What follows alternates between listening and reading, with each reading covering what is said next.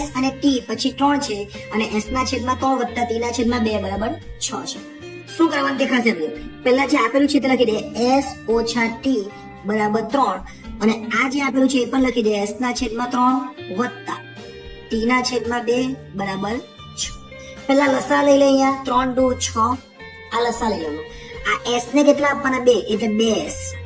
આ t ને કેટલા આપવાના? 3 તો વત્તા 3t અને આ બાજુ પર તો 6 છે જ એટલે 2s વત્તા 3t બરાબર 6 ગુણ્યા 6 એટલે 36.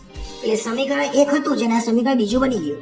હવે આ સમીકરણને શું કરવાનું? s બરાબર 3 અને t ને પેલી બાજુ લઈએ એટલે t કેવા થઈ જાય? વત્તા થઈ જાય.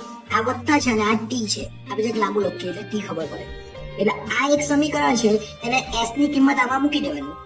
તો s ની કિંમત કેટલી મૂકવાની? 3 વત્તા t એટલે 2 અને પછી લખવાનું 3 વત્તા અને t અને આ જે છે 3 વત્તા t વત્તા t વત્તા 3t તો છે જ અને આ બાજુ પર 36 એટલે 2 તાલી 6 વત્તા 2 ગુણ્યા t એટલે 2t વત્તા 3t અને બરાબર 36. જો આ વત્તા અને t ને સરખું નહીં સમજતા, આ વત્તા છે ને આ t છે બરાબર. એટલે 6 2t ને 3t એટલે કેટલા આવે? 5t બરાબર 36.